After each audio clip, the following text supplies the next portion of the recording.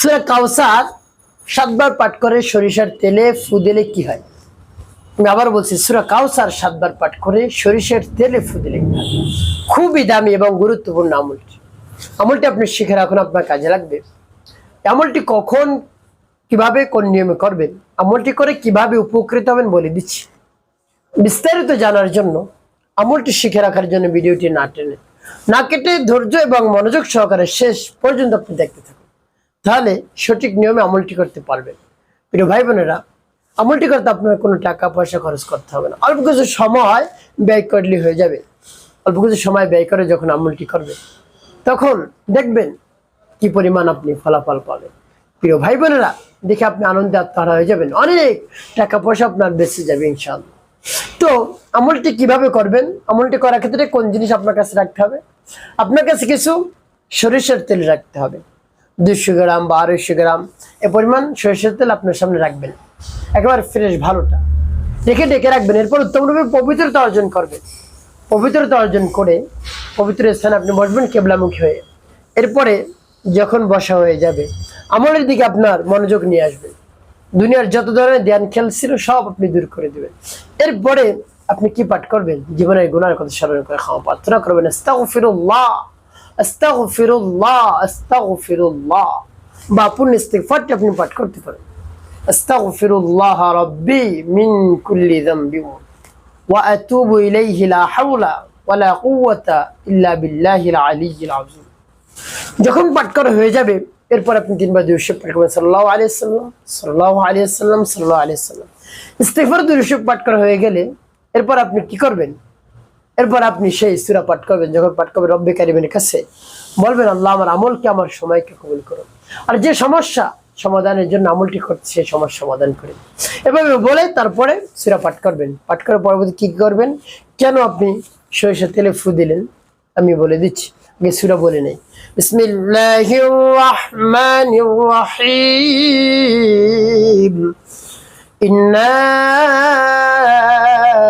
আ'তাইনাকাল কাউসার ফাসাল্লি লিরাব্বিকা ওয়ানহার ইন্না শানিআকা হুয়াল আবতার।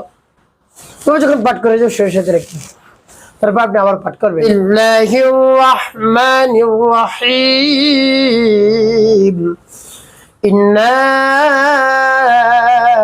আ'তাইনাকাল কাউসার ফাসাল্লি লিরাব্বিকা ওয়ানহার ইন্না শানিআকা হুয়াল আবতার। পাঠ করুন। তারপর আপনি মনে দরদ নিয়ে আবার পাঠ করবেন, বিসমিল্লাহির রাহমানির রহিম, ইন্না আ'তাইনাকাল কাউসার ফাসাল্লি লিরাব্বিকা ওয়ানহার ইন্না শানিআকা হুয়াল আবতার।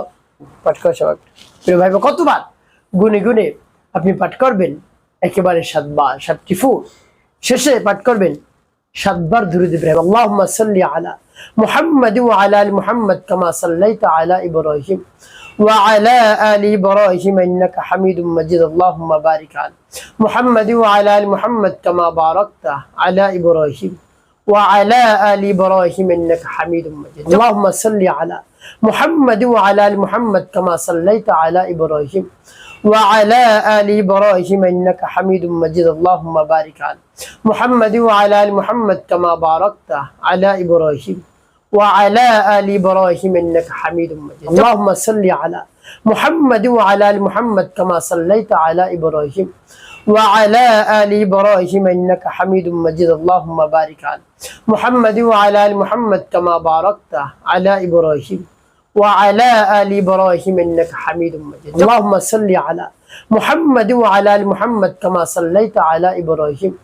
وعلى آل إبراهيم إنك حميد مجيد، اللهم بارك على محمد وعلى آل محمد كما باركت على إبراهيم وعلى آل إبراهيم إنك حميد مجيد، اللهم صل على محمد وعلى آل محمد كما صليت على إبراهيم وعلى آل إبراهيم إنك حميد مجيد اللهم بارك على محمد وعلى آل محمد كما باركت على إبراهيم وعلى آل إبراهيم إنك حميد مجيد পাঠ করা হয়ে যাবে সরিষার তেলে পেটি ফোড়া।